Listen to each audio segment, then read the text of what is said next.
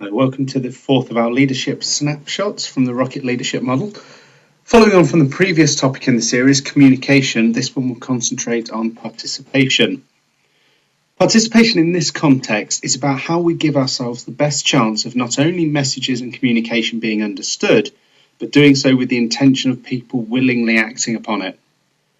This also helps with delivering unerringly accurate and memorable presentations, whether that's to a small group, a large audience, or in one-on-one conversations. Thinking about the main element of communication, and that approximately 55% of the message is carried in our body language, if we're able to communicate in person, we're much more likely to get the buy-in and therefore the participation. So what's being said by each person here? We of course don't have their words, we can't even hear them, but we do know what they're conveying.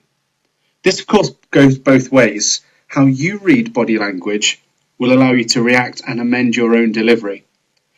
It's worth remembering to base your view on clusters of non-verbal behaviour to get an overall view, rather than on one isolated example. So, for example, folded arms can sometimes signal defensiveness, but it could just be a comfortable position for that person. To assist with participation, any communication should follow these principles. First of all, we need to get their attention, give the right information, and make sure that people go away with a message. If you aren't clear about the purpose of your communication, how can we expect the listener to be? Make sure the other person knows exactly what's expected of them as a result of the communication. Leave any calls to action to the end so it sticks in their mind. Make sure that you hook them by weaving in words and phrases and ideas that will interest them throughout the message. Think about how you will address the "what's in it for me" question. That will undoubtedly be on their mind. So with participation, 3 really is a magic number. If you haven't come across the power of 3 explicitly, you will certainly heard it being used, often with staggering effectiveness.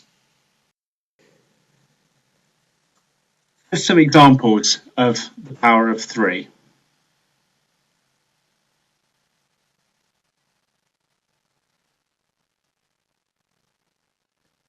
I'm sure you've seen and heard many of those before. Interestingly, Winston Churchill actually said blood, toil, tears and sweat, but it was reported with some poetic license, as the editors knew we'd remember them in 3s better, and so it became blood, sweat and tears. The same great speaker was also, of course, famed for his use of so much, so many, so few, and other examples of the power of 3. So repetition can be very helpful in making something memorable, but it is a fine balance. Convincing as to how effective groups of 3 are in your communication to get buy-in. There's some further examples. I'm sure we'll agree that they certainly do it right. So communication should leave an impression in order for people to want to participate. Make sure your message is clear to anyone. If you can't get the aspects of your message over in fewer than 2 minutes, go back to the drawing board. Abraham Lincoln's Gettysburg Address lasted under 2 minutes and was under 300 words long. The content of the message was powerful, and rightly it went down in history. So what does it need to have?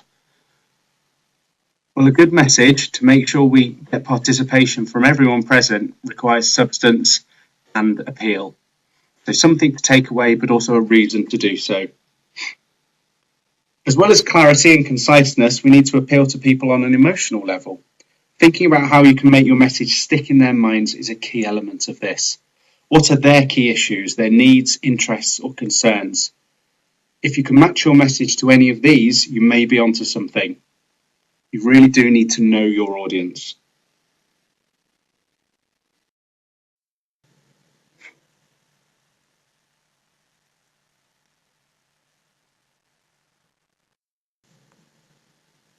So we trust you found these snapshots useful and that they've whetted your appetite to know more about the building blocks of great leadership.